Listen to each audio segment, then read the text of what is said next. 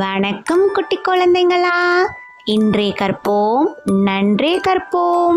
குழந்தைங்களா, இன்னைக்கு நம்ம பார்க்க போகிறது யூ லெட்டரில் ஸ்டார்ட் ஆகிற வேர்ட்ஸ் என்னென்னு பார்க்கலாமா? யூ ஆஸ் இன் என்னென்னு தெரிஞ்சுக்கலாம் வாங்க. கேபிட்டல் லெட்டர் யூ இப்படி தான் எழுதணும். ஸ்மால் லெட்டர் யூ இப்படி எழுதணும். இப்போ யூ லெட்டரில் ஸ்டார்ட் ஆகிற வேர்ட்ஸ் என்னென்னு பார்க்கலாமா? U for umbrella. U for umbrella.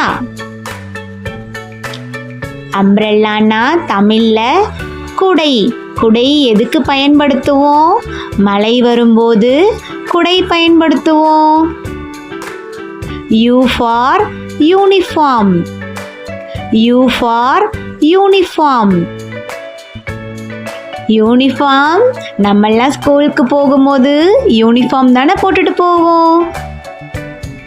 அடுத்தது ஆஃபீஸ் போகிறவங்களும் யூனிஃபார்ம் யூஸ் பண்ணுவாங்க. ஆர்மி மேனும் யூனிஃபார்ம் போட்டிருப்பாங்க. காலேஜ் ஸ்டூடெண்ட்ஸும் யூனிஃபார்ம் போட்டிருப்பாங்க. பைலட்ஸ் எல்லாரும் யூனிஃபார்ம் போட்டிருப்பாங்க. போலீஸ் மேனும் யூனிஃபார்ம் போட்டிருப்பாங்க.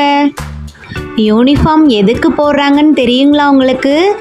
நம்ம வேலை செய்கிற இடத்துலையும் படிக்கிற இடத்துலையும் எந்த ஒரு இடத்துலையும் யாரும் பாகுபாடு இல்லாமல் எல்லாரும் சமம் அப்படின்றத காமிக்கிறதுக்காக தான் யூனிஃபார்ம் யூஸ் பண்ணுறாங்க. தெரிஞ்சுக்கிட்டீங்களா குழந்தைங்களா? யூ ஃபார் அப். அப்னா மேலே. யூ ஃபார் அப் கீழே இருந்து படிப்படியா மேலே முன்னேறி செல்லணும்.